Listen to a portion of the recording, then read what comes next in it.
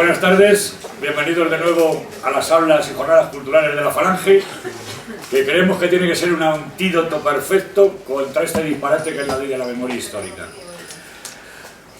Aparte de dar la enhorabuena y el agradecimiento a nuestros camaradas por el esfuerzo y ese ángulo que se lo tienen más que merecido, os voy a comunicar que la semana que viene, el viernes próximo, tenemos una conferencia un poco extraña, pero en positivo, con el título de Cruzados Españoles contra el Estado Islámico.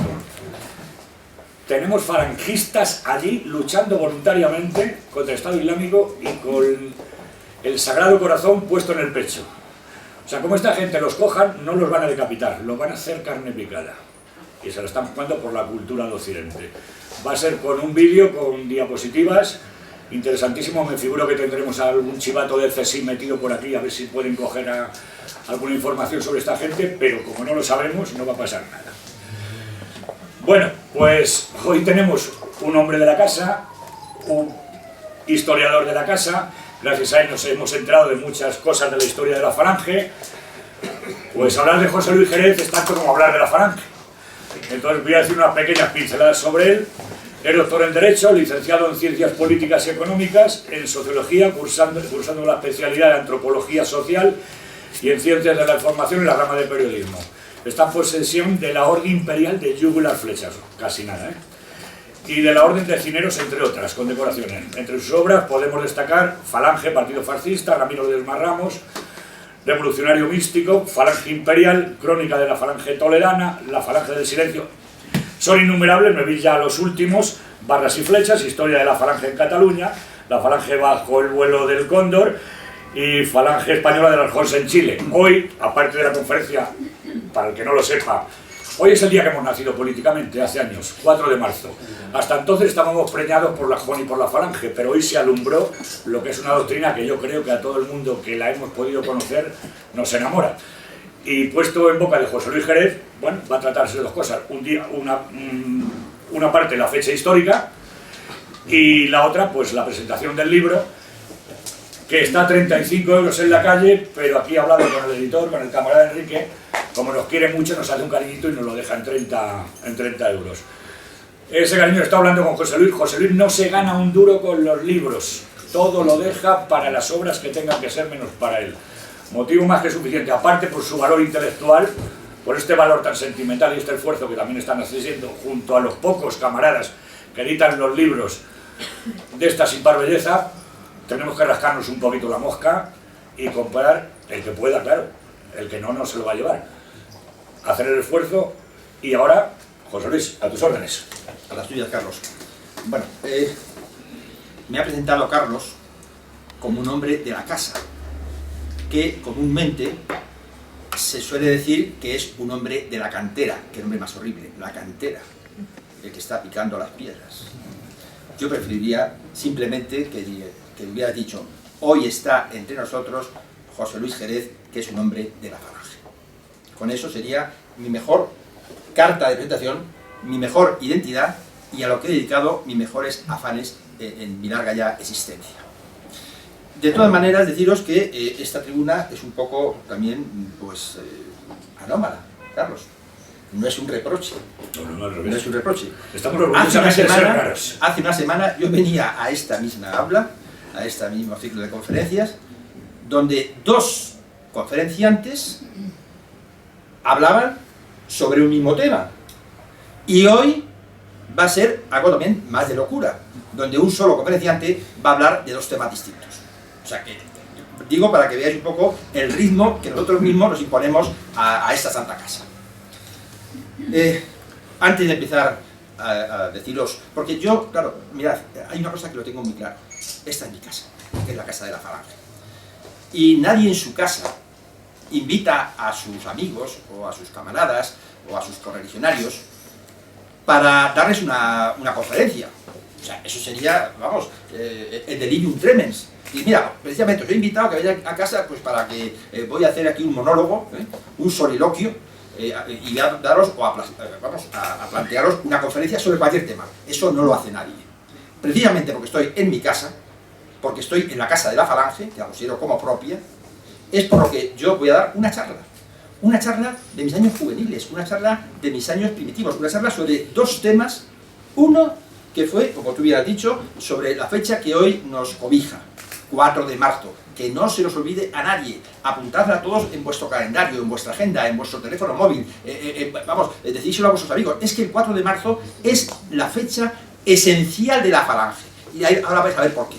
La esencial, la más importante, la más gloriosa, es la fecha de la unidad, y ante eso, porque si la Falange es unidad, es, digamos, compactación de hombres hacia una meta superior. Bueno, pues esa es lo que yo voy a hablar en primer lugar, y después, en segundo lugar, también es otra cuestión que a mí me satisface, es presentaros una obra, que además es el sitio propio para presentarlo, es una obra, la última que se ha editado, sobre el alarde nacional sindicalista, que es la historia de Falange Española de las Jons en las provincias vascongadas, que tiene también algunas sorpresas que después os comentaré.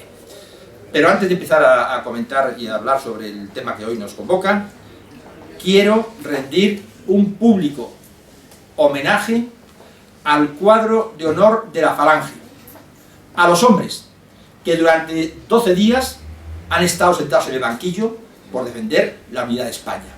Ese cuadro de honor de la Falange son vamos, el ejemplo vivo en el cual nosotros, y el espejo en el cual nosotros debemos mirarnos. Por eso, antes de empezar a decir ninguna sola palabra, quiero decirles que la charla que voy a dar el día de hoy, de estos dos temas que os he comentado, va en su honor, porque son los que son.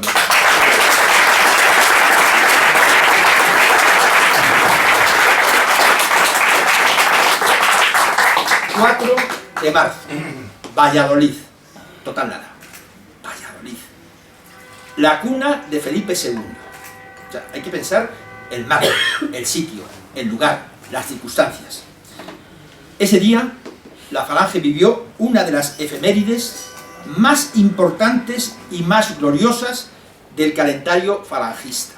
En nuestra historia no hay, por eso conviene no olvidarla, por eso hay que rememorarla, por eso si se olvida, si nosotros dejamos de hacer un funeral a nuestros seres queridos, empezamos ya a olvidarlos. Si nosotros dejamos de conmemorar una celebración importante, quiere decir que ha pasado página, a una segunda plana, ha pasado a la opacidad, ha pasado ya digamos, a la oscuridad eterna, que no es el caso. Las fechas gloriosas son las que forjan la historia, son las que nos hacen a nosotros ser herederos de esa epopeya. Habían transcurrido, si tenéis un calendario, o si no, lo podéis hacer mentalmente, exactamente 17 semanas desde el acto del 29 de octubre del 33 de la Comedia. Solo 17 semanas. Del domingo, también fue un domingo, 29 de octubre, a el domingo, porque también fue un domingo, 4 de marzo del 34, transcurren solo 17 semanas. 17 gloriosas y sangrientas semanas. Cuando se produce lo que aquí hoy voy a comentaros, que también voy a deciros alguna cosa, anécdota, voy a decir alguna visicosa, porque eso es lo que es un poco la sal que de alguna forma pues endulza o por lo menos hace más apetitosa la salsa. Cuando el 13 de febrero de 1934 se suscribe y se firma por Ramiro Ledesma Ramos como jefe de Vilo Central de las Jons y por José Antonio Primo de Rivera el acuerdo de la fusión entre Falange Española y de las Jons, hay un punto quinto que dice lo siguiente. El punto quinto del acuerdo, un acuerdo que se escribe, fijaros si era fácil, la unión y la fusión, porque era lo mismo entre los dos movimientos. Bastó una simple cuartilla que yo conservo como oro en paño, porque ahí está la firma de los dos jefes nacionales. Soy el depositario y el legatario de la cuartilla original, suscrita por Ramiro Ledesma Ramos y por José Antonio Primo de Rivera. Pues en esa cuartilla, que no es más que eso, una simple cuartilla, si lo veis, podéis, está reproducida, está de alguna forma fotografiada, está ilustrada en alguna de las obras sobre Falange. El punto quinto de ese acuerdo decía, el 13 de febrero del 34, textualmente: el nuevo movimiento, es decir, Falange Española de las Jons, ha de ser organizado de modo preferente por los actuales mandos jonsistas y daba 3 lugares donde los jonsistas tenían que organizar y seguir con los actos: Galicia, Valladolid el tema que nos ocupa, y Bilbao. Pues bien, vámonos a Valladolid, porque además era un mandato imperativo del acuerdo suscrito entre José Antonio y Ramiro. Si los fascistas tenían que, de alguna manera, pues organizar el movimiento en Valladolid, vámonos a Valladolid, que es uno de los 3 sitios que se indican en el acuerdo para que los fascistas tomen cargo de las riendas de la, digamos, estructura del movimiento en sus respectivas demarcaciones. ¿Qué hizo Valladolid cuando se le comunica a Onésimo Redondo que va a ser él, ni más ni menos, que el encargado del acto de la presentación en público del nuevo movimiento Falange Española de las Jons? ¿Qué hace Onésimo? Onésimo pone en tensión a preparar a todos los camaradas jonsistas de Valladolid, el histórico mitin, a celebrar el 4 de marzo. No había mucho tiempo.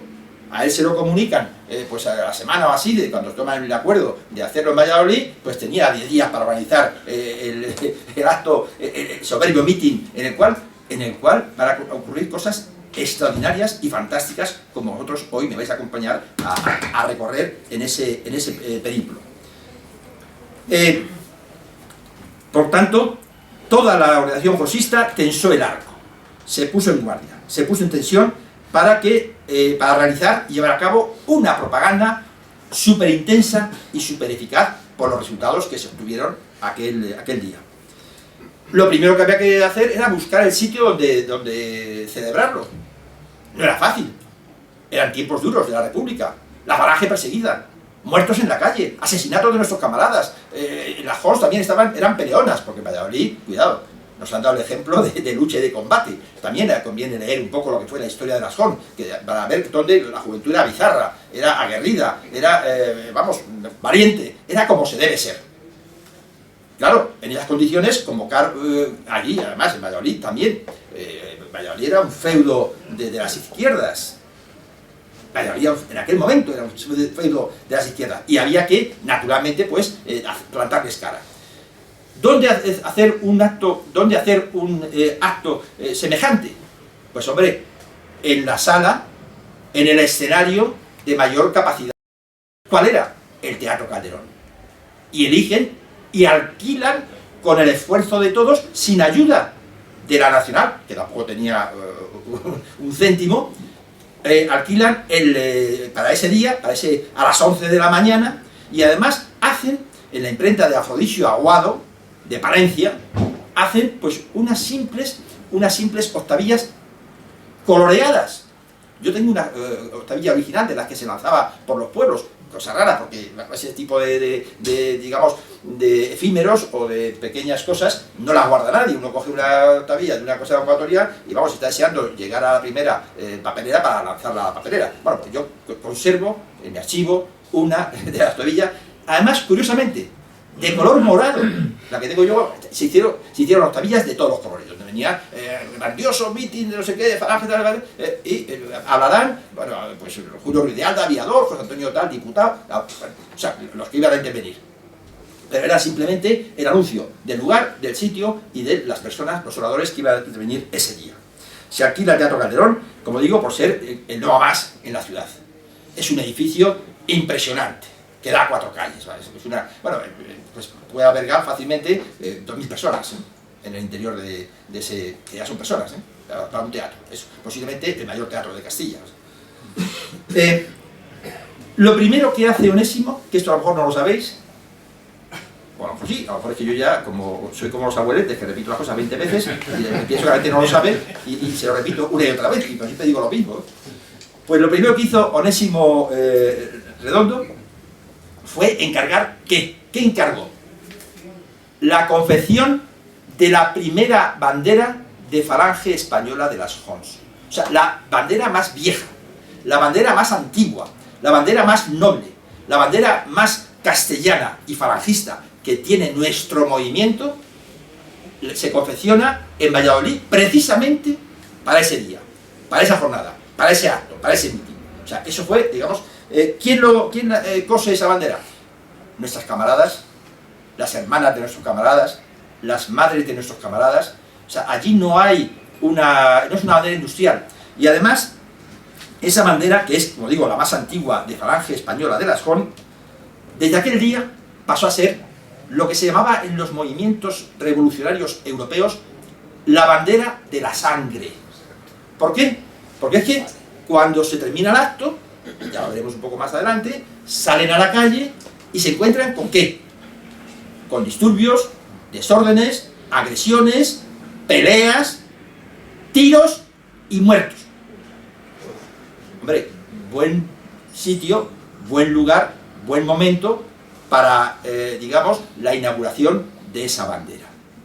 Yo tengo mucho cariño a esa bandera de la sangre de Valladolid, y, bueno, pues porque fue la primera, fue la primitiva, fue en la cual, pues la primera que se bañó en sangre por una jornada histórica y gloriosa de nuestro movimiento. Aquel día, en Valladolid, pensad, un 4 de marzo, un frío que pelaba. Un frío que pelaba. Se cortaba el aliento. Parecía que iban todos fumando, porque cuando hablaban salía humo de sus gargantas y de sus bocas.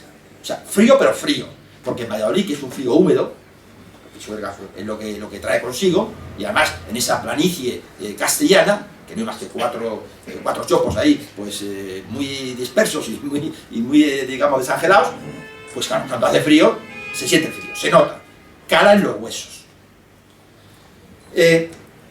Aquel día lo podemos considerar como el primer chispazo del estallido del movimiento nacional sindicalista. Y luego veré por qué.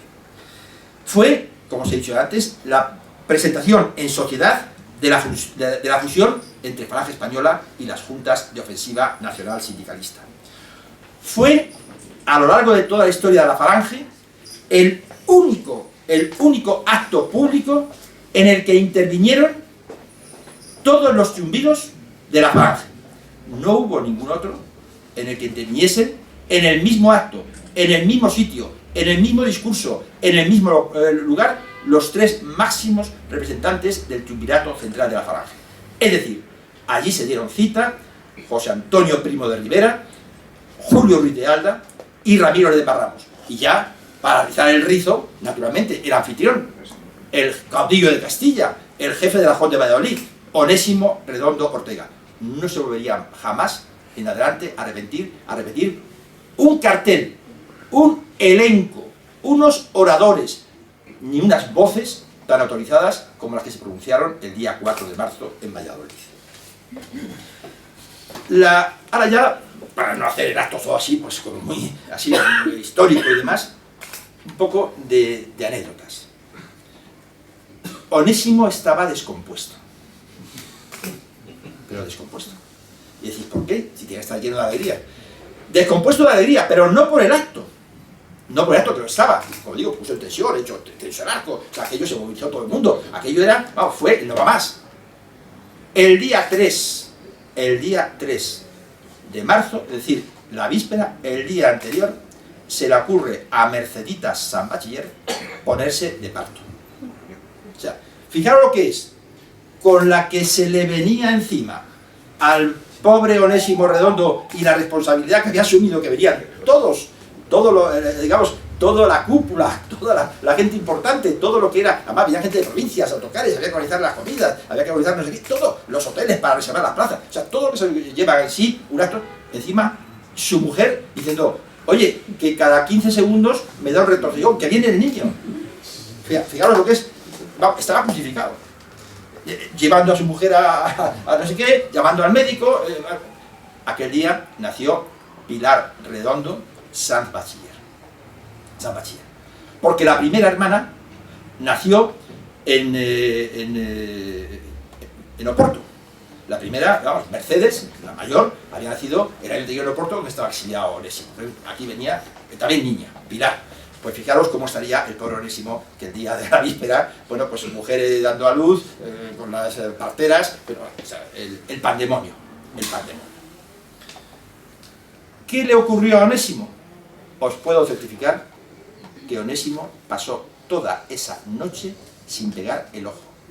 Primero, porque no se lo dejó pegar Pilar Redondo, pues San Bachiller. Es decir, la niña empezó ahí a chillar y como viene el niño al mundo, pues viene con el grito de la vida.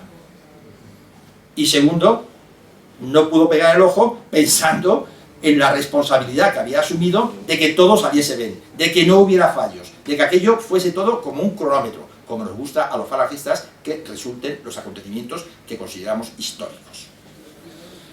Los oradores, tanto José Antonio como Ramiro, como Julio Ruiz de Alda, llegaron a Valladolid el día anterior. Claro, o sea, a las 12 de la mañana no iban a ir, entonces no había aves, ni había todo el sistema de estas carreteras, sino bueno, pues llegaron el día anterior.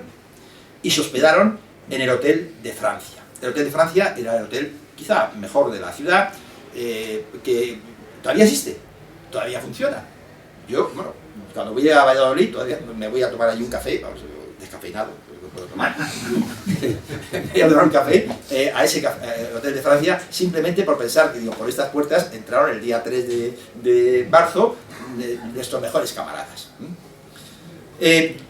Para que si alguno, bueno, con que preguntéis, no sé si se llamará ya de Francia, pero el antiguo Hotel de Francia es conocidísimo.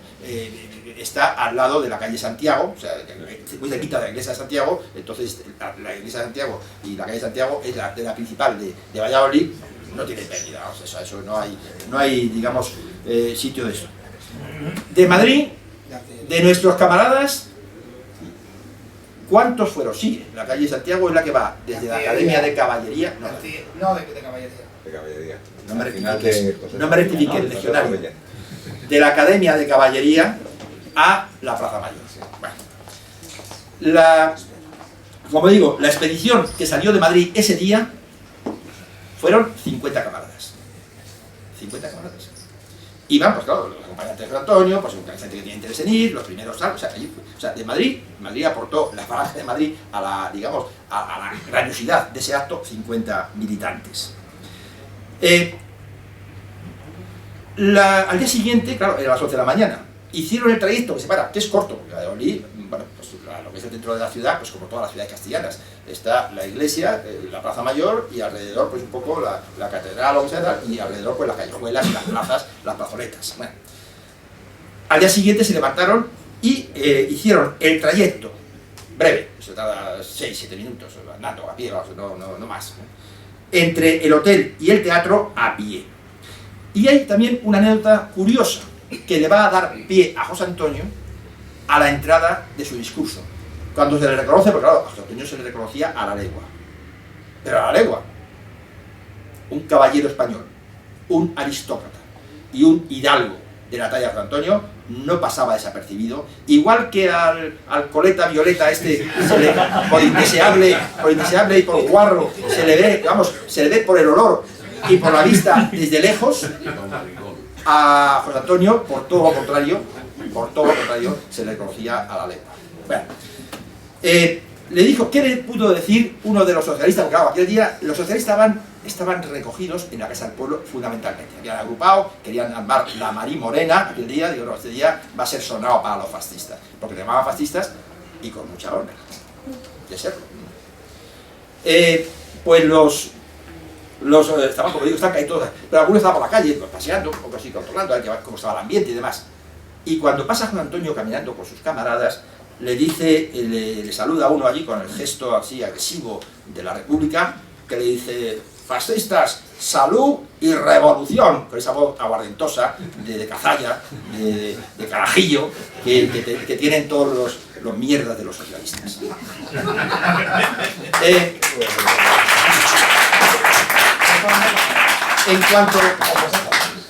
En cuanto, o sea, salud y revolución, que como digo, ¿para qué quiso más José Antonio?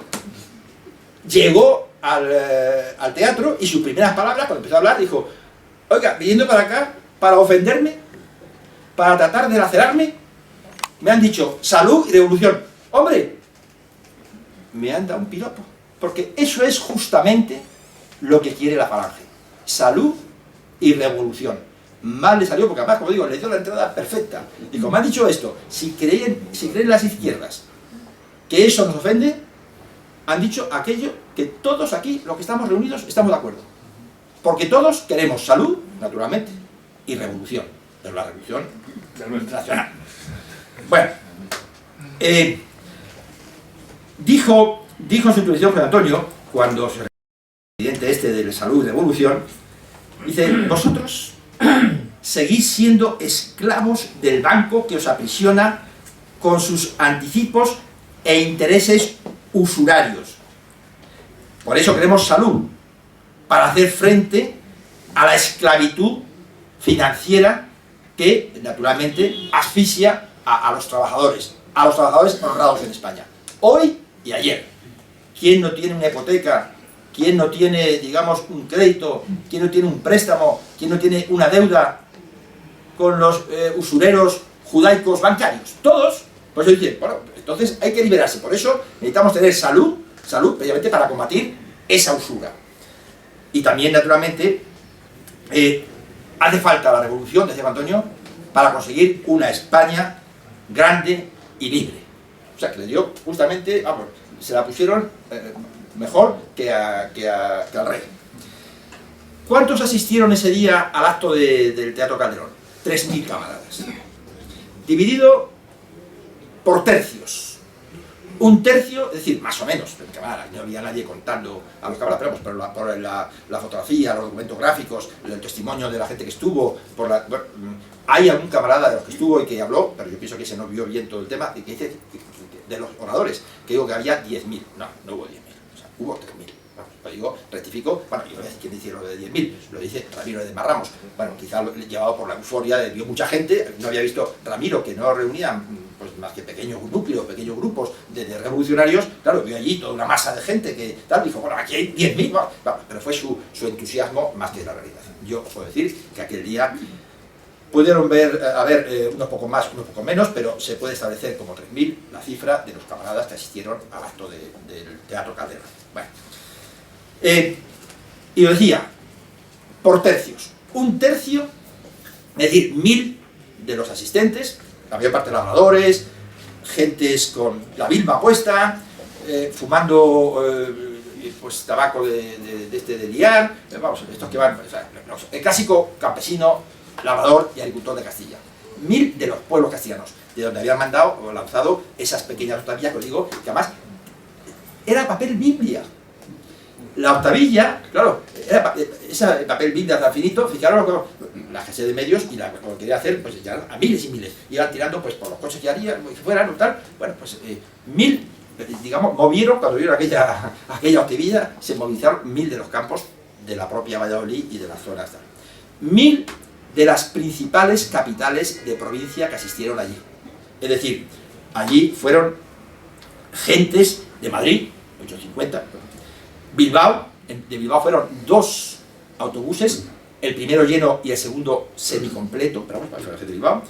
Los autobuses pues fueron casi 100 camaradas vascos, y además voy a decir una cosa de los vascos. Fueron los únicos que fueron uniformados. Y vosotros me decís, bueno, cuidado. A ver el historiador de la falange, como decís cariñosamente, a ver qué cuento lo está diciendo. Pero ¿cómo van a ir uniformados si en falange ni en las Jons había uniforme? O sea, no había, falange y no había uniforme. Pero ¿cómo que son uniformados? Llevaban la camisa negra. Era la única falange, las únicas Jons que se mantenían en sus unidades de milicia, desde el primer día de su fundación, la camisa negra. Entonces allí era obligatorio, cuando uno se afiliaba a las Jons en Bilbao, pues vestir la camisa negra. Y entonces, tanto es así, que cuando lo vio Onésimo, todos esos aproximadamente 100 y poco camaradas, que llegaron en esos 2 tartajos de autobuses que llevaban alquilados, dijo, hombre, qué bien, vosotros la Guardia de Honor. Y ese día, claro, porque eran los únicos informados, aquello daba prestancia. Aquello daba, bueno, no sé, un poco de lo que es, no es lo mismo llegar y ver allí pues a gente sin afeitar que ver gente con camisa negra. Al unísono con nuestros camaradas europeos, la camisa negra fascista, la camisa negra de las Jons, la misma que había vestido Ramiro de Marramos en la conferencia de aquí, de años atrás, del Ateneo, es decir, iban todos con su camisa negra, que fue la Guardia de Honor de aquel acto. Otra cosa que la gente no suele saber, pero que así fue. Bueno, fueron de Madrid, Bilbao, de Salamanca Y estos camaradas llegaron en autobús. Los 50 de Madrid también 2 autobuses de Bilbao, también 2 o 3 autobuses de Salamanca. Y en tren viajaron aquel día los camaradas de Zamora, León, Palencia, Asturias, Santander y Burgos. Eso era el auditorio, esa era la concurrencia del día aquel al acto del 4 de marzo de Valladolid. Entre todos ellos, 1000 campesinos, 1000 labradores, 1000 agricultores de las tierras de Valladolid y de tierra de Campos, y los otros 1000 del propio Valladolid. Bueno, los josistas de Valladolid, sus familias, sus novias, los padres de nuestros camaradas, los tíos, los primos y demás familias. Bueno. El acto dio comienzo, pues fijaros, más o menos como este nuestro. Pasados unos minutos, muy pocos minutos, porque eso sí que yo os tengo que llamar, vamos, un poco a la atención. Los actos de falange deben de empezar siempre a la hora. No debemos jamás retrasar un acto convocado a una hora cierta. En eso tenemos que ser exactos, estrictos, cúbicos, rigurosos, exigentes. Eso es un acto de disciplina. El que llega tarde a un sitio, si está justificado, no pasa nada. Llega tarde, pues que se incorpora. Bienvenido a la marcha.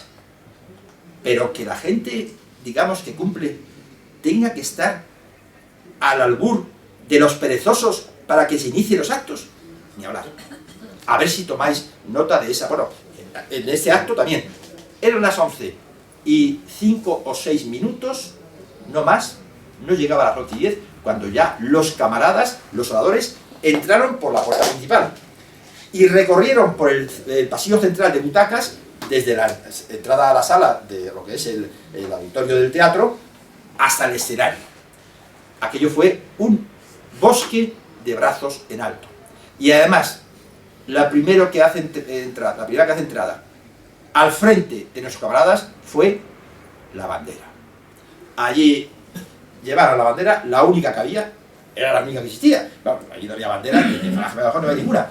La bandera de raso, bordadita, cosidita, no sé qué, una bandera extraordinaria que habían hecho precisamente para ese acto, pues detrás nuestros jefes. De los pórticos de entrada, cruzando el vestíbulo, entrando por el pasillo central de la entre butacas y entre brazos en alto y algunas ovaciones, pues llegan al escenario. El teatro estaba engalanado, pero bastante pobremente. Había, de todas formas, se había esforzado, es que no daba para más, pero se había esforzado en poner algunas colgaduras, algunos gallardetes de paño negro, como nos gusta en Castilla, somos muy dados a lo negro. No sé si por eso aquí también hay mucho fascista en Castilla. Unos paños negros colgados de alguno de los, digamos, de los balcones y de los sitios donde daba al patio central del teatro, donde se había también, o se había puesto el yugo y las flechas. ¿Cómo estaba decorado ese día el escenario? Ahí sí, ahí ya se echó el resto. Un paño, pero vamos, un paño, como aquellos que antes llenaban la Semana Santa los altares de España. Es decir, un paño negro, pero vamos, monumental. Como nunca se había visto jamás cosa semejante, vamos, ni por parte de José Antonio, ni por parte de Ramiro, ni por parte de nadie. El fondo del escenario era ese enorme paño negro, que era el telón de fondo, donde había un yugo y unas flechas descomunales en rojo. Ese fue, digamos, el decorado en el que hablaron nuestros camaradas. Presidía, se veía allí que el presidía fue José Antonio. Y José Antonio, como yo, claro, allí 3000 personas de diferentes sitios, fijaros lo que es el galimatías, allí todo el mundo hablando, hombre, pero si te he visto aquí, dame un abrazo. O sea, aquello era, y José Antonio, se acabó. Llegó José Antonio, cogió el micrófono y dijo, cuidado, cuidadito, mucho cuidadito. Aquí, con autoridad y con energía, silencio absoluto. Porque además dijo, el que venga a alterar o con alguna mala intención para tratar de reventar este acto, no lo va a conseguir y además, si se lo propone, va a salir mal parado. Todo el mundo estaba acostumbrado a esas cosas. fijaros en la gente de los pueblos, la gente no sé qué, pero José Antonio dijo, pero el que tomó la iniciativa dijo, cuidado, aquí silencio, pero silencio radical, y allí parecía el oficio de tinieblas del Jueves Santo, o sea, todo el mundo callado. Allí la gente con la boina calada, pero calada, o sea, los vascos allí con su camisa negra que imponían, los 100 camaradas vascos allí con su camisa negra, ¿esto qué es? O sea, aquello era espectacular. El ambiente sencillo, austero y a la vez sincero que se daba aquel día, o que se respiraba aquel día en Valladolid. ¿Quién hablaba primero? Pues el primero a hablar fue Javier Martínez de Bedoya. Habló en nombre de los estudiantes del SEU y habló unas muy pocas palabras, porque claro, tenía que hablar pues 4 y 2, 6, entonces hablando 6, pues dijo 4 palabritas en nombre de los estudiantes y en nombre del SEU. Y el lema básico de su intervención fue la unidad, así, con mayúscula, subrayada, con énfasis, abogando por una sola milicia para reconquistar la patria en un solo movimiento integrador. Dijo, como frase que yo he sacado de esas 4 palabras que pronunció, que duraban pues escasamente un par de minutos o 3, dijo, la juventud de Falange Española solo desea estar en vanguardia. Os lo digo esto porque son las consignas que yo os transmito hoy, que vosotros hoy anotéis en vuestro pensamiento, en vuestra imagen, en vuestro ánimo y en vuestro espíritu de lo que fue aquel día, que es lo mismo que yo pido hoy que vosotros, si sois seguidores y continuadores de la gran obra de la Falange Española de Aragón, pues toméis receta y nota de ello. El segundo en intervenir fue Gutiérrez Palma. Gutiérrez Palma. Lo hace en nombre de los obreros, que era un sindicalista, consista sindicalista. Y os voy a contar otra historia que también se ha dicho poco. La mesa, era una mesa alargada, donde estaban todos ahí, y él era un hombre muy vehemente. Obviamente de gestos hablaba, lo mismo que me pasó antes, casi me cargo, lo siento, por las arcas de la Falange, que si llego a romper el micrófono pues, al hablar, y no sé, cuando se es un poco histriónico, pues pasan estas cosas. Claro, un sindicalista lo que no puede ser es un pasmao. O sea, eso sería ya lo último que puede ser un sindicalista, porque claro, es que no transmite, no contagia, la energía se queda para el dentro, es un condensador de energía y no un transmisor de energía, que es lo que tienen que ser los sindicalistas. A tus órdenes. A las tuyas. Bueno, pues lo que sí que es cierto, pues Gutiérrez Palma, que era un genuino y auténtico sindicalista, gesticulando, bueno, también dijo, se le ocurre, va diciendo, ¿por qué esto rompió el cristal de la mesa que cubría el tema? O sea, lo digo a mí como cosa de duda, o sea, lo rompió, La gente aplaudió, o sea, no creáis que la gente echaba bronca, ni porque yo rompo el micrófono y ten más cuidado, no, allí rompió ni más ni menos que el cristal de la mesa, y allí la gente fue un aplauso general. Es decir, se ganó, ese sindicalista de aquel día afilió a medio teatro, solo por el detalle. Dio un puñetazo en la mesa y dijo, todo el mundo quería ser ya. Dijo, cuidado con este, porque vamos a ver, que aquí ya nos apunta. Y dile, José Luis, era un hombre muy pequeñito y sí, muy poquita cosa. Sí, bueno. Pues el Palmita dio con la palma de la mano un palmetazo y se quedó el cristal hecho añicos. O sea que allí nos salieron todos con heridas y con, digamos, pues rozaduras de mucho cuidado. Bueno, habló Onésimo Redondo, pero fijaros, otro detalle que la gente no sabe. Onésimo Redondo era un orador fantástico, fantástico. Un orador de lujo. Era un hombre dotado para la palabra, que tenía una mente agilísima, tanto en sus escritos como en su dicción. Jamás leyó un discurso, jamás se valió de una simple nota. Ese día leyó el único discurso en su vida que Onésimo Redondo lo leyó. Claro, sin dormir.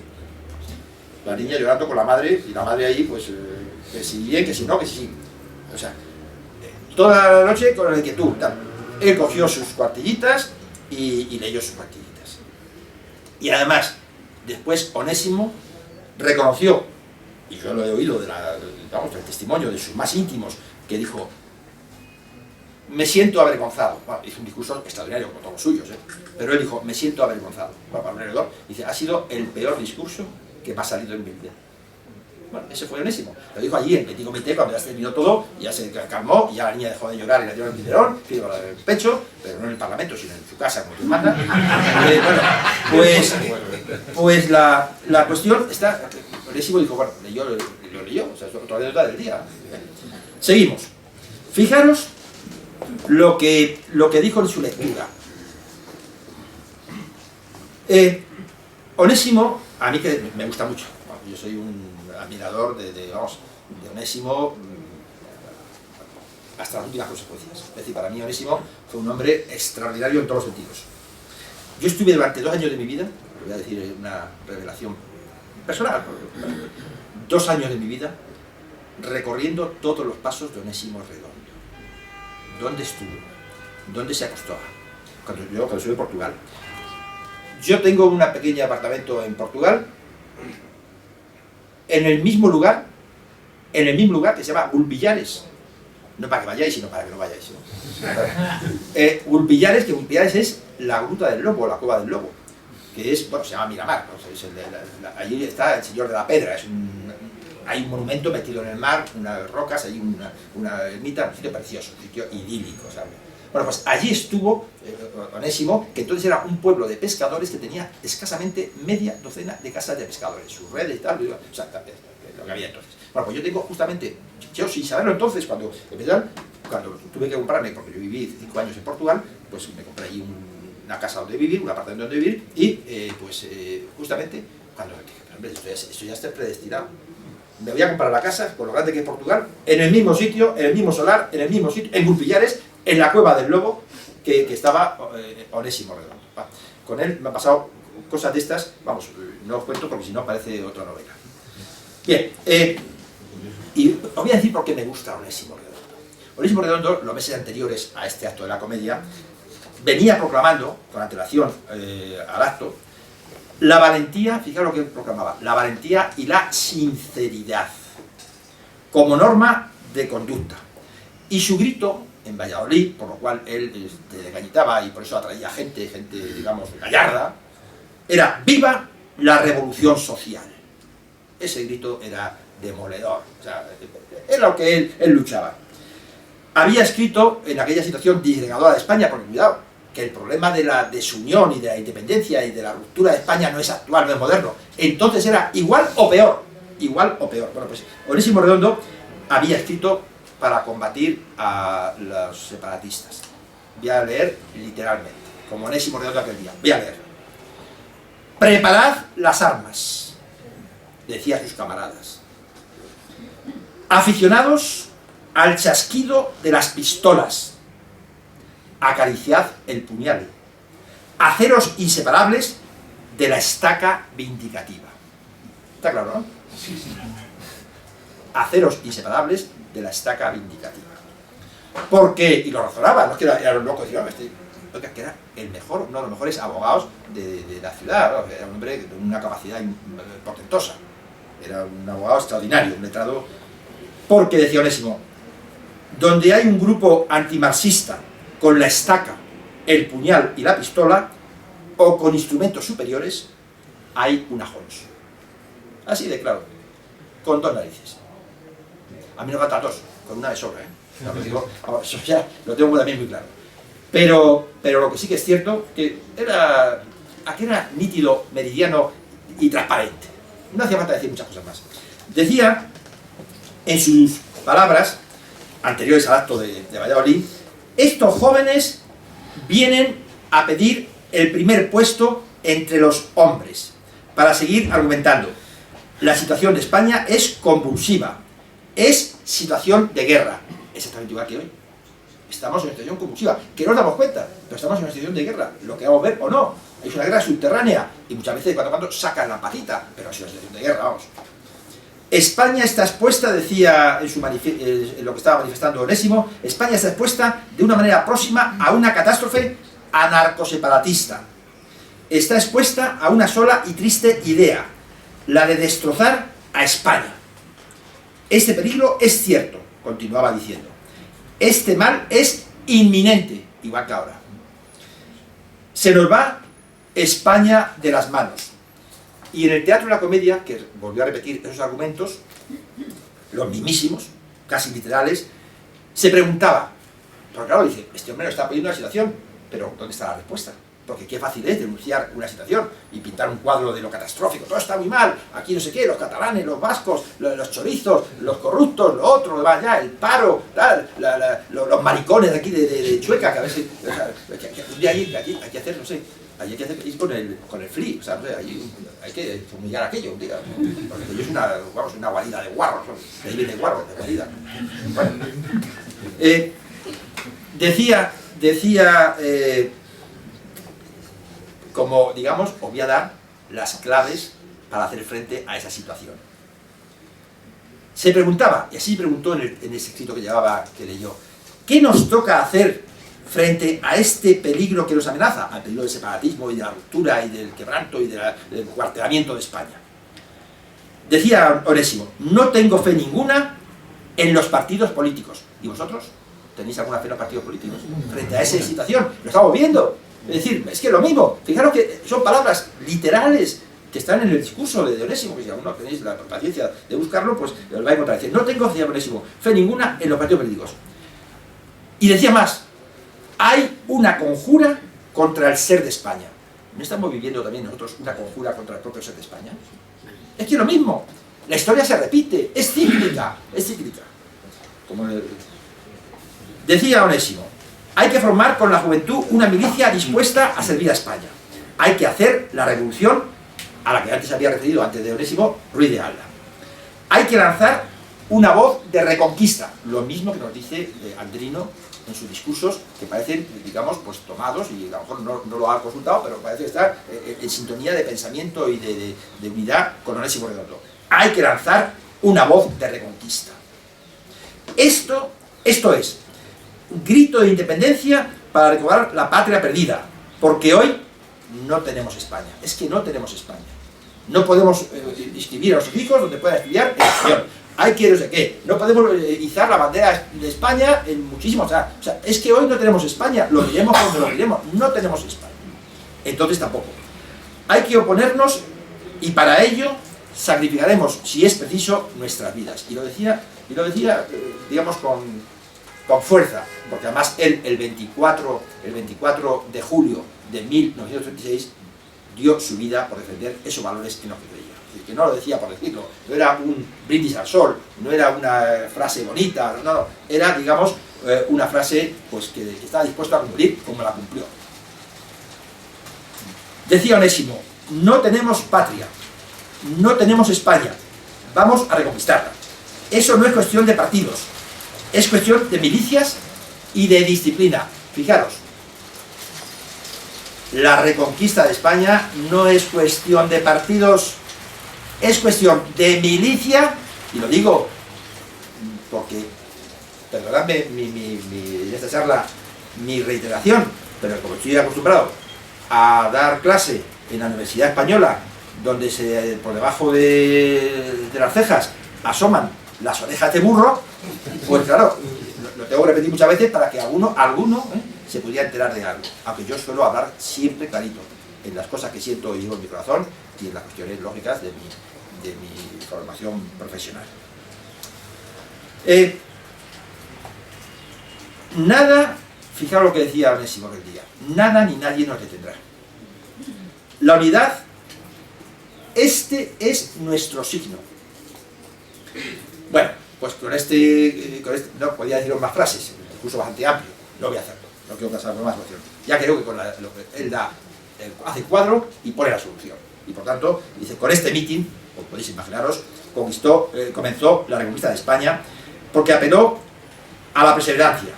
Porque, ¿cuántos años duró la reconquista de España? Que nos hemos olvidado ya. 8 siglos. 8 siglos. Pero 8 siglos de rumbruneo. 8 siglos de batallar. 8 siglos de batalla. Se perdían, pero no importaba. Ahí se quedaban los muertos. Pero los hijos de los muertos cogían las armas y los escudos de los padres y seguían batallando. Y seguían cogiendo territorio. Y así hasta Granada. 8 siglos. Pero se consiguió. Por eso no hay que desfallecer. Hay que pelear siempre. En todo lugar. En toda circunstancia. No consentir nada. Formar esas milicias de las que nos hablaba hace un momento, es cuestión de, para reconquistar España, es cuestión de milicia y de disciplina. Y basta. Esa es la receta. No hay más cáscaras. Bueno, También habló Ramiro Ledesma Ramos, en ese acto, como digo, que definió el acto como mitin resonante, sin saber lo que va a pasar después. O sea, él dijo, esto es un mitin resonante. No sabía lo que le esperaba en la calle. Porque allí se encontró, decía que era resonante porque allí se encontró la bandera de la lucha, que era la bandera más vieja, la primera bandera, lo decía en ese sentido. Y él materializó ya para siempre, otro tema importante, fue allí donde se acuñó con molde de hierro en nuestros espíritus un grito que llevamos como leyenda de nuestra existencia. España, una, grande y libre. Bueno, pues el una, grande y libre de España, el materializar, el solidificar, el lanzarla a los vientos de la península, surge justamente del 4 de marzo en Valladolid. Fijaos si tiene importancia ese día. Bueno, decía Ramiro Ledesma Ramos, el primer objetivo nuestro es defender y conquistar la unidad de España, hoy quebrantada en la flamante... Fijaros, nuestro primer objetivo es conquistar la unidad de España, hoy quebrantada, palabras literales, en la flamante Constitución oficial del Estado. Pero hombre, no es la Constitución la que da origen a las nacionalidades, si la ruptura de España está en el germen de la propia Constitución, que curiosamente ya, Ramiro, en aquel momento debía ser exactamente igual, porque dice, bueno, está ya flamante, o sea, que está quebrantada ya en la flamante Constitución oficial del Estado.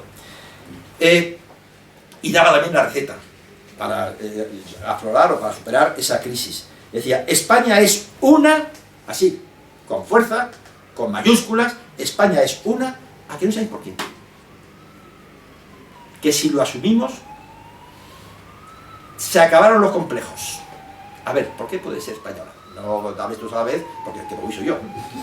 España es una por nuestra y exclusiva voluntad. O sea, es una porque nosotros queremos que sea una. Y basta. No hace falta decir, no, es que la unidad de España, somos la nación más antigua, somos digamos, un conglomerado de reinos, somos no sé qué, aquí hablamos la misma lengua, tenemos una lengua común, aquí somos todos más o menos, morenos o rubios, pero no nos mezclamos mucho con los gitanos. No, o sea, no, quiero decir, aquí somos todos más católicos que el propio Papa, y tal. Yo también eso no sé si puede ser hoy, puede ser una cosa buena o una cosa mala, ser más papista que el Papa, porque ya ser más papista que el Papa ya es ser un desgraciado. O sea, lo digo con todo mi respeto al desgraciado, no al Papa. Bueno, en cuanto, y si a alguien le ha molestado lo que he dicho, no lo retiro. Bueno, o sea que la línea, y ya estoy terminando porque además os voy a proponer una cosa si os he trazado esto. Yo estoy ya acabando, me faltan escasamente, me faltan unos 5 o 6 minutos, Carlos. No voy a hablaros del segundo tema, lo voy a dejar para una segunda conferencia. El libro lo compráis hoy, os lo firmo hoy. Y ya, el próximo día, no, que tendréis dinero. Y además, yo voy a hacer una cosa que no he hecho nunca. Si algún camarada, uno, tampoco tengo más, no tengo muchas más posibilidades, tiene interés en la lectura del libro y me dice, José Luis, quiero leerle, pero me es imposible, ni ahorrando tal, yo se lo firmo y se lo dedico, el primero se lo dedica, se lo regalo. O sea, yo no puedo decir muchas cosas, porque si no, Enrique, ni me voy a leer ningún libro, y además me pega un tiro, pero por la espalda, Es legal, te da efecto. Pero vamos, sí, pero vamos, quiero decir que yo, si algún camarada viene que tiene, digamos, yo se lo regalo encantado de la vida. Y me gustaría, vamos, si la Falange tuviera un dinero, mis libros que fueran gratis y para todos. Está hablando para los necesitados, no para los borrones, para un necesitado, para el más necesitado, para que considere el más necesitado, que además será mi primer camarada. Porque a ese hombre hay que ayudarle con cuerpo y alma. Nuestros camaradas que tengan problemas, ayudarles con cuerpo y alma, porque esa es la hermandad de la Falange. Ese es un hombre que esté en esas circunstancias y que tenga esa voluntad, ese es nuestro primer camarada. Bueno, José Antonio. José Antonio empezó, claro, empezó diciendo lo del tema de mucho cuidado, me han dicho lo de salud y revolución y tal, y ahí ya dejó las claras. Pero después hizo un canto a Castilla, el canto más bonito que hizo Castilla. Interpretó una sinfonía lírica a Castilla. Voy a leerlo, he hecho 5 minutos y a someterme al guión. Dijo José Antonio aquel día que a vez como castellano, pues soy nuevo, yo que no soy castellano manchego, a mí la Mancha me gusta regularlo de la Mancha. O sea, no me gustan nunca las manchas. Me gusta mejor la Castilla de siempre, la Castilla guerrera, donde podía ser vieja porque era más antigua, se liberó antes, o la nueva porque nos tocó a nosotros tomar el relevo. Pero a mí eso de Castilla-La Mancha, no. Bueno. Esta tierra, decía José Antonio, esta tierra, fijaros lo que es escuchar esto en la voz de José Antonio, esta tierra de Castilla, que es la tierra sin calas, sin adornos, la tierra absoluta, la tierra que no es el color local, ni es la característica, ni es el río, ni el sendero, ni es el altozano. La tierra que no es, ni mucho menos, los agregados de unas cuantas fincas, ni el exponente de unos intereses agrarios para regatearlos en asambleas, sino que es la tierra como depositaria de esos valores eternos, la austeridad en la conducta, el sentido religioso de la vida y la alianza, la solidaridad absoluta entre los antepasados y la tradición, y sobre esta tierra absoluta, el cielo absoluto. ¿Se puede decir cosas más bellas de una tierra? Yo cada vez que leo estas 4 líneas con las que empieza su discurso, en esa, lo que yo llamo, como decía Antonio, lo que yo llamo sinfonía lírica, es que, vamos, se me pone la carne de gallina. Vamos, de gallo, ¿no? Es que estamos tan afeminados, nuestra sociedad, que ya decimos carne de gallina, no, carne de gallo. De gallina, las gallinas. Bueno, decía José Antonio, en su argumentario, del discurso que pronunció, y yo lo he hecho para no ser demasiado pesado, que ya lo soy, lo he resumido en 5 o 6 puntos esenciales, para que vosotros ya seáis consecuencias, pues ya lo sabéis. José Antonio aquel día transmitió las siguientes ideas en su discurso. Primero, que España se hallaba dividida y partida por el separatismo. Puso el dedo en la llaga. Segundo, que existe una decisión rupturista también, no solamente de la tierra, sino socialmente, generada por los partidos políticos. Tercera división, que pone énfasis José Antonio en su discurso, en su parlamento. Que otra división, que también era pues, un abismo en la sociedad española, eran la lucha de clases entre españoles. Ricos y pobres, el señorito no sé qué, el cacique y tal, o sea, la lucha de clases. Cuarta idea. Dijo, España debe buscarse y encontrarse a sí misma. Es decir, fascismo puro. Esa fue una idea que lanzó. España, la solución de España es buscarse y encontrarse a sí misma. ¿Qué es el fascismo? Volver a encontrar nuestras propias raíces firmes, porque en la raíz está la firmeza. Las ramas se caen, están sometidas al viento, no sé qué, se zambalean, pero las raíces no. Las raíces permanecen inalterables. Y luego, por último, decía Juan Antonio que nuestra agrupación, fijaros, ¿qué está la más importante de todas? Jefe, con tu permiso. Nuestra agrupación no es un partido político, es una milicia. Eso, vamos, a mí lo tengo muy claro, pero es que es así. Que viene a coincidir con qué? Con lo que os he dicho antes, que decía Onésimo, y naturalmente, pues, lo que decían todos, lo que decía Martínez Pedro y tal.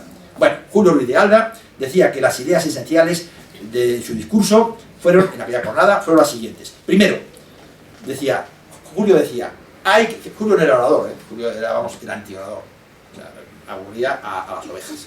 Lo que pasa es que tenía tal prestigio mundial, sí, vamos, no tenía el don de la palabra, es como que es feo, que bueno, no tenéis ninguna culpa, pero el que es feo, y el que ha salido así, y el que ha salido, o los que hemos salido guapos, pues sí, no tenemos la culpa de esa belleza, ¿no? Bueno, lo que sí que decía Julio, decía cosas, lo mismo que no tenía el don de la palabra, tenía el don de la penetración. Y decía, hay que creer en España y en nosotros mismos. Si no podemos creer en nosotros mismos, ¿vamos a creer en España? Si no somos capaces de creer en nuestras posibilidades de lucha, de combate, de entrega, de sacrificio, de altruismo, de idealismo, de camaradería, de hermandad, ¿vamos a creer en España si no somos capaces de creer en nosotros mismos? O sea, la reforma revolucionaria que empiece por nosotros, que no venga de fuera, no, que empiece por nosotros. Hay que creer en España, nosotros mismos. Segundo, tenemos, eso es importante, que suprimir el conformismo. Aquí yo lo primero que suprimiría en las casas españolas, lo primero serían los sofás. Eso sería primer decreto, quedan suprimidos los sofás. Se pasará mañana a los traperos, vamos, los gitanos rumanos, esta gente que tengo aquí, estos colegas que ahora nos acompañan, para que les dejen la casa limpia, los sofás. Pero para que no digan que nosotros que quitamos nada, y se van a restaurar con bancos de madera. Es decir, que no para tumbarse la gente. Que la gente lleve un cuarto de hora y ya diga, joder, me duele la costilla. Eso es, o sea, el conformismo es el mayor enemigo de nosotros mismos. Cuando nosotros empezamos ya, porque además os habéis fijado que en casa, yo tengo sofá, pero nunca me tumbo, pero lo que tenemos sofá, empezamos primero, nos ponemos al lado del sujetabrazo, después ya nos enredamos más, después ya quitamos un zapato y ponemos una pierna encima y que terminamos roncando. ¿Y qué hacemos esa tarde? Nada. Y después levantamos y digo, tengo 20.000 cosas que hacer, sí, sin Marta en el sofá, conformismo. Bueno, decía Julio, hay que ser rebeldes, que sea una consecuencia de la primera premisa. Si hay que, suprimir el conformismo, ¿para qué? ¿Para ser inconformistas? No, para ser rebeldes, pero rebeldes con causa, que la tenemos, ¿y de qué manera? Decía también Julio Urialda que tenemos que tener ambiciones. El hombre que no tiene ambiciones se queda postrado. La fórmula, hay que trabajar y combatir. Por eso no tenemos muchas milicias nosotros ni mucha gente. Porque nosotros convocamos a la gente a trabajar y la convocamos a combatir. Otros a colocarse y al loro. Claro, si un chico joven dice, ¿usted qué me ofrece? Yo, sacrificio, trabajo, combate, honor, dignidad. ¿Tal? Y tú, yo a colocarse y al loro. Y te paso una papelina. Pues claro, evidentemente, es que esa... Y encima, esta noche, botellón y sexo gratis. Y a gogo. Pues claro, evidentemente, es que esa es la... Muchas veces digo, ¿por qué no somos capaces de atraer a más juventud? Porque lo que nosotros estamos convocando, pero tenemos que seguir convocando por esos mismos valores y por esas mismas razones, porque lo demás es pasajero, efímero y ficticio. Entonces, lo nuestro es eterno, lo otro es, como digo, absolutamente efímero. Bien, decía Julio Urialda que tenemos que combatir a derechas y a izquierdas. Está claro, ¿no? Claro, bueno, hombre, sí, yo aplaudo aquí y tal, me gusta lo que dice Falange, pero yo llega el momento de votar y voto a Ciudadanos, a no sé qué, o a Mangano. Ni a Ciudadanos ni a Manganos. Decía que tenemos que combatir a derechas, a las izquierdas y a los traidores, a los farsantes y a los que viven de la cizaña. Algún día te daré una lista de farsantes, que no están muy lejos de aquí, que están merodeando. Sí, por aquí, y no son esos dos indeseables que hay ahí en la esquina que te dicen que si quieres eso, no, o sea, eso hay que, eliminarlo sobre la marcha esta misma noche, porque digamos, tratada en donde se debe dar, pero vamos, porque son, digamos, tratantes de mujeres, pero, digamos, del entorno, los que pululan, eso es, ya te diré alguno, que hay por ahí de farsantes y de los que viven de la cizaña. Y por último, decía la última idea de Ruiz de Alda, para combatir es necesaria la disciplina impuesta por la eficacia. Viene a decir lo mismo, con otras palabras, de su camarada. Bueno, salen a la calle, resuenan los tiros. Se acabó el Parlamento y empieza el tiroteo. Salen, tiroteo, peleas, tal. Tanto es así que la policía dice, cierre la puerta. Es que además, también, otro dato curioso, los primeros que salen son los camisas negras de Bilbao, fueron los que salieron. Cuando ven aquello, salen allí, pues vamos, como si fuera a por ellos. Eso que se canta el escudo, a por ellos, que no se va por ellos, siempre perdemos, menos una vez que ganamos allí en un país Tulú, el resto de las veces nos dejan siempre en el último lugar. Bueno, pero que ese a por ellos, bueno, fueron de los vascos. La policía vio, no sé, cuando se salía la pelota escrita de San Quintín, cierren la puerta, y se cerró la puerta. Pues se cerró la puerta del teatro, y lo primero, como digo, el primero salir fue Felipe Sanz y sus muchachos de cabeza negras. La policía ordena ante ese tumulto que se cerrara la puerta del teatro para que no se organizara allí la gran batalla, y en el interior comenzaron a organizarse inmediatamente, fíjate que no se conocía mucha gente, pero empezaron a organizarse grupos de choque. Dije, a ver, venga, a organizarlos, grupos de choques, mandados, fijaros por qué capitanes. José Antonio Girón de Velasco, Anselmo de la Iglesia. Les conviene recordarlo, porque eso dijeron, venga, a hacer grupos, vamos a ir por ellos, pero vamos a ir con la estaca vindicativa que decía Onésimo en los días anteriores. Salcedo y Luis Otero, que eran los más destacados de los bolsistas de Valladolid de aquel momento. Bien, Ruiz de Alda, militar, dijo, aquí lo que hay que hacer son grupos compactos. Era militar, es decir, hay que formar una falange macedónica y salir todos ordenadamente, en grupo y en tropel, pero todos, uno con otro. Vamos, como van los de Corea del Norte el día de su desfile militar, todo bien pegadito. Él era militar y dijo, aquí tenemos que estar todos como una falange macedónica. Bueno, Juan Antonio, como era diputado, tenía permiso de armas y sacó su pistola, dijo, yo quiero ser el primero en salir. O sea, allí tenía las justas, Juan Antonio se paseó ese día desde el teatro hasta tal con la pistola en la mano, y dijo, y yo salgo el primero, o sea, seguidme los que queráis. Todo el mundo deseando salir, estaban deseando salir. Bueno, abren la puerta, Juan Antonio dio orden que se abra la puerta, o sea, inmediatamente, ni policía ni esa policía, aquí nosotros somos gente pasada aquí encerradas y que nos, vamos, y que nos maten por asfixia, a por ellos. Salieron de allí los grupos. Lo que pasa es que la policía, cuando vio salir allí, pues una tromba de personas, un tumulto de personas, pues todos pegados ahí, como si fueran allí, como digo, las legiones romanas, la policía los disgregó, dijo, no, máximo 10, de 10 en 10, o sea, no hizo la separación de la delegación, bueno, pero lo permitió de 10 en 10. Hubo de todo, refriegas, tumultos, escaramuzas, tiroteos, disparos, es decir, la traca final, aquello fue la mascletá. O si preferís, en valenciano, la troná. Aquello fue la troná. Los oradores que habían intervenido salieron los primeros a la plaza y calles desafiando el peligro y dando ejemplo. Y Juan Antonio con la pistola en la mano. En un grupo iban Ruiz de Alda, el aviador Juan Antonio Ansaldo y Valdés Larrañaga, los tres del norte. Un grupo con más, pero es un grupo de 10, dicen 10, que era lo máximo que permitía la policía. En otros grupos que se batía en las calles estaba formado por Emilio Arredondo, que era el jefe nacional de provincias, el camarada Peláez de Madrid, y con ellos marchaba José Antonio, Martínez de Bedoya, Narciso y otros.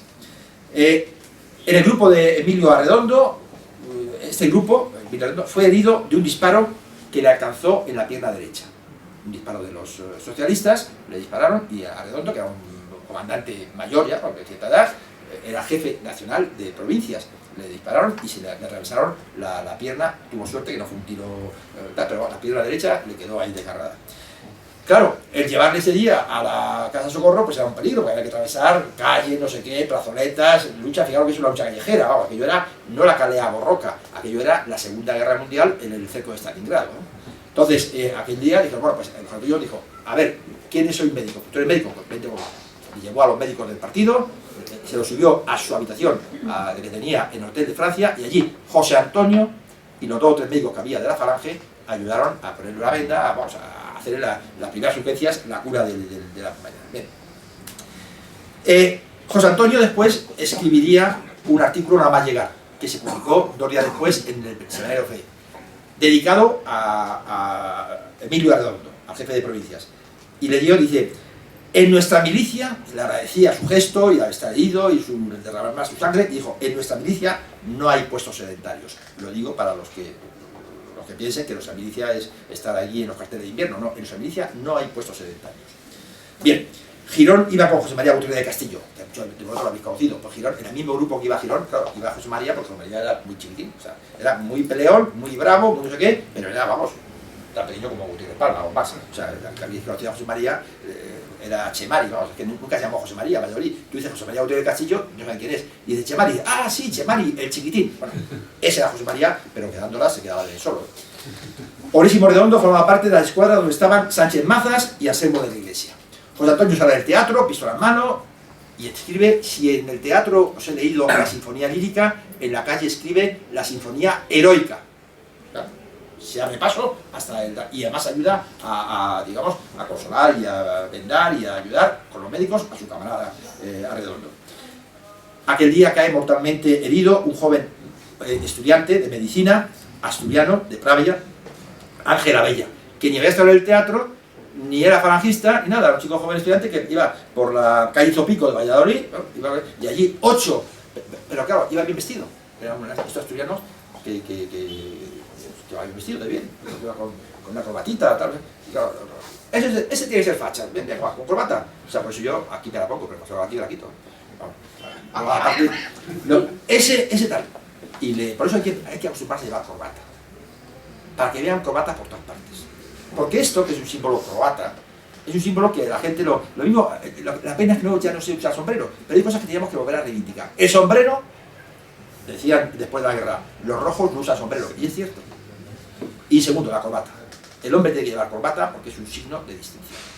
Y sobre todo que nos distingue de los demás. Nos distingue de los coletas, de los pantalones vaqueros, de los desarrapados, de los tíos mal vestidos y mala...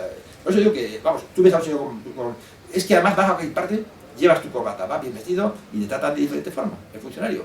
Vas hecho un guarro y eres, digamos, un mindungui. Eso, vamos, las apariencias pueden engañar, pero así es en la vida. Bueno, cae mortalmente herido Ángel Abellá, que no muere en el acto, pero, y termino ya, muere a las 48 horas y se le lleva el cadáver a Pravia, recogido por su familia y por su padre, que le destroza la vida.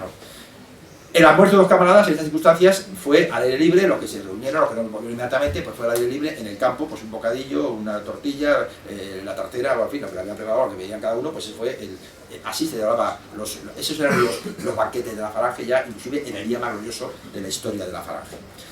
En el semanario editorial de Fe exponía, ese que salió 2 días después, amamos a la patria lo primero, después de Dios. Fijaros en la consigna después del acto. Amamos a la patria primero, después de Dios. Está todo dicho, ¿no? Nada nos podrá parar hasta que repongamos en el escudo de España el yugo de la ley y las flechas del heroísmo.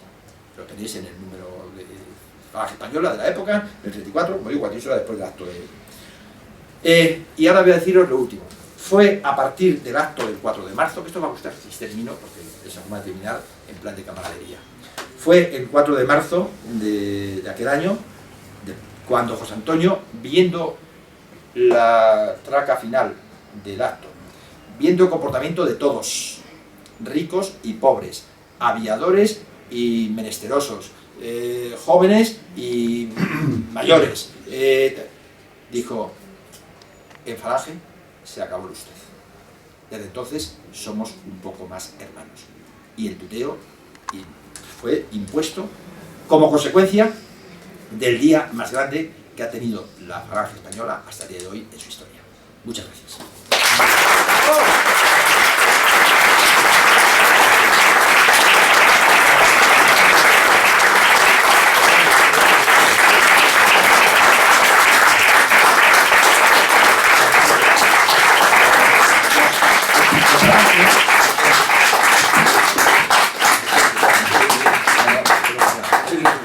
En Falange, si no lo sabéis, los aplausos están prohibidos.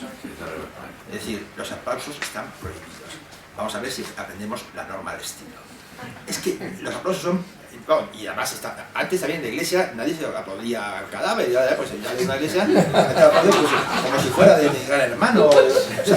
Es que esto, en Falange los aplausos están prohibidos. Es que no es un problema de... Si yo sé que si sois mis camaradas y mis hermanos de la Falange, si os ha gustado, pues los lleváis interior y vamos, y lo que hay que hacer, más que aplaudir a mí, es cumplir con el mensaje que yo os he transmitido. El aplauso es lo más efímero del mundo. Bueno, lo que digo, yo quedé aplazado por Carlos para cuando él lo tenga bien a editar el libro, pero vamos, ya no, lo que no va a venir aquel día va a ser Enrique ya con más libro, porque eso ya es hacerle trabajar y es de los que también se tumban en el sofá. Admites a una preguntilla, ¿no? Ah, bueno, sí, pero es muy tarde, pero vamos, yo pues venga, muy rápido, venga, animaros. A mí dos cosas, una pregunta, una sola, pues tampoco hay que explicar mucho más, he explicado una página de la historia y vamos, aquí hay pocas cosas que explicar, más que las que yo he dicho, pocas, hay algunos detalles más, pero vamos, serían mínimos y ya insignificantes. Y aquí hay dos cosas, una la pregunta, dos, que quiero regalar un libro al camarada número 1. Pues venga, empezamos con la pregunta. La pregunta y después ya me... Una pregunta, bueno, en primer lugar quiero felicitarte por tu magnífica intervención que nos has ilustrado. ¿Qué reacción hubo en la prensa aquel día? O sea, al día siguiente en relación con Hombre, acto. Pues mira, lo que digo siempre, la prensa no era adicta. Bronca en el mitin fascista. Los fascistas salen a tiros de no sé qué. La prensa, toda la prensa de España, pues te puedes imaginar. El mitin fascista termina con tiroteo. Parece que los que habían organizado el tiroteo eran... Pero hombre, o sea, es que... Pues mira, la reacción de la prensa fue... No digo igual que la actual, porque la actual se silencia. Si hay una cosa de chispazo, sale, vamos, bueno, ¿Cuál fue la reacción de la prensa? He empezado mi intervención, mi disertación con eso. Cuando nuestro cuadro de honor salió a dar la cara, porque fueron con cara descubierta, salió a dar la cara para defender la unidad de España. ¿Cuál fue la reacción de la prensa? Los fascistas, la extrema derecha, los violentos. Pero si allí no pasó nada. Tendría que haber ido yo para ser violentos. con la estaca vindicativa. Bromas aparte, va a terminar ya, porque hoy es nuestro día grande y hay que terminar. Porque, otra cosa. En Falange no tiene que haber aplausos, pero tampoco tiene que haber tristezas. Aquel que se hace trino y así malhumorado, como con úlcera de estómago, pesimista, derrotista, ese, cuidado, ese no es camarada. Muchas gracias. Sí, que no se os ocurra aplaudir.